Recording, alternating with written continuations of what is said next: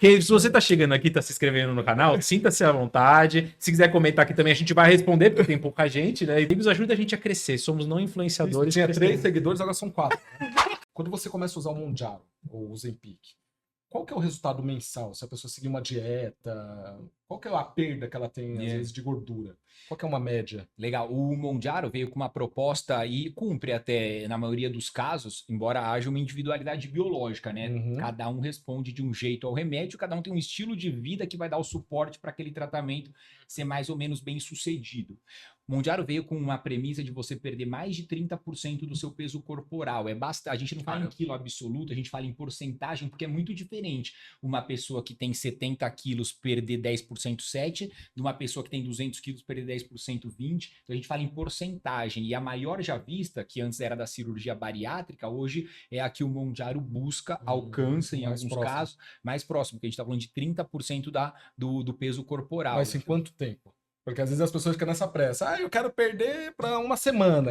Não é As assim. perguntas que a gente ouve, claro, né? Que Quero o carnaval. Eu quero o carnaval. um projeto carnavalesco, um projeto casamentesco. É óbvio, é bom ter essas metas, né? Isso meio que cria um senso de urgência na gente, é legal. E essas perguntas, pô, qualquer médico queria ter uma tabela, uma fórmula matemática que eu te falasse. Amanhã você vai conseguir Nossa, pôr a calça que você queria. facilitaria muito o nosso trabalho. Pessoa, né? A disposição, né?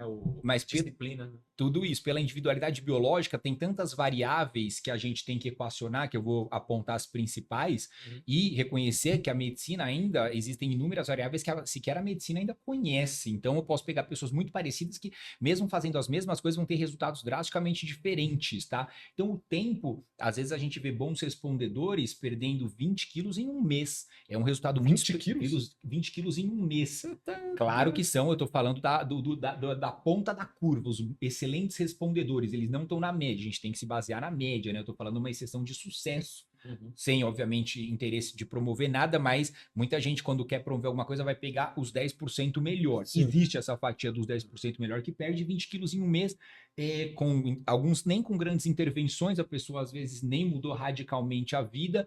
Normalmente essa pessoa ela estava muito mal, ela tinha muito a perder, era uma pessoa com mais de 100 quilos, não é uma pessoa com 60 que vai para 40, essa desnutrição, né? É uma pessoa que tinha 150, aí é mais fácil, quanto pior você tiver, em contrapartida, mais fácil é melhorar. Na verdade, eu lembro da galera falando que na hora que você aplicava, meio que dava um tempo que você passava mal. O Monjaro, ele tem essa mesma linha de passar mal, dar uma... como é que fala? Uma náusea?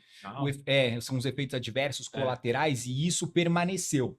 Até porque o Monjaro, a tirzepatida, ela é o Ozempic mais outra molécula. Então, tudo que vale para o Ozempic, de certa forma, também vale para o Monjaro, tanto para o lado bom, potencializado, e para o lado ruim, teoricamente mitigado. É para o Monjaro ter menos efeitos colaterais.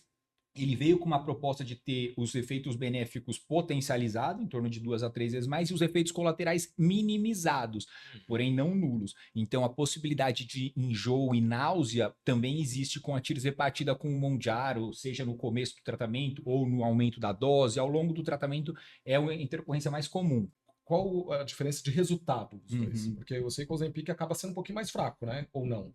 Não é porque chegou um melhor, bem apontado, não é porque chegou um melhor que o antecessor é ruim, claro, né? Ainda continua sendo uma ótima, uma excelente medicação, o Ozempic, a semaglutida.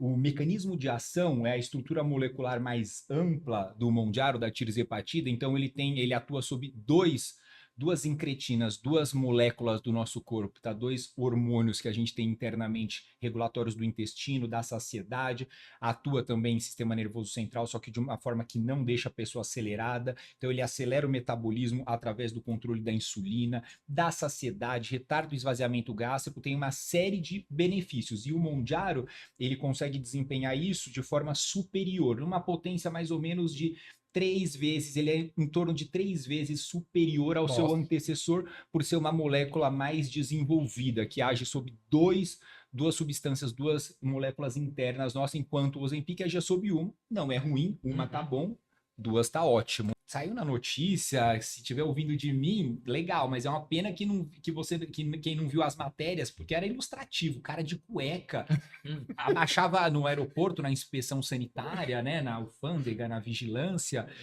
ele baixava a cueca, tinha 200 canetas enroladas no corpo, na perna. Antigamente era dólar, agora é Monjaro. Exato, que era estava sendo a moeda de troca, né? Porque é uma medicação cara, ainda não tinha uma precificação, então você poderia pôr o preço que queria. O mercado ainda estava sendo regido por uma coisa sem precificação oficial. Então a pessoa importava, Mexe no vendia por comércio. quanto ela quisesse vender, o comprador quisesse comprar.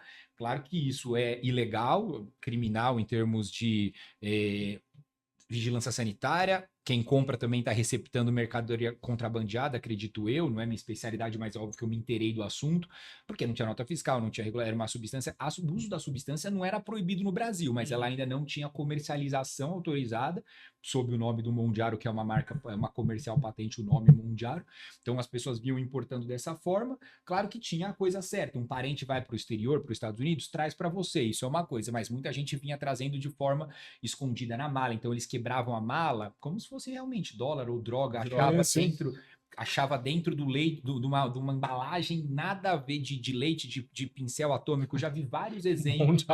As canetas do Mondiaro mal acondicionadas, elas têm que ser armazenadas numa determinada faixa de temperatura, isso já era perdido ou não era garantido, e aí a pessoa se arriscava a usar uma substância de origem duvidosa, até poderia nem original ser de início, ou até poderia ser original, porém deteriorada no processo de transporte, e sem acompanhamento médico, né? Porque dificilmente as pessoas que estão dispostas a isso foram atrás de um médico antes.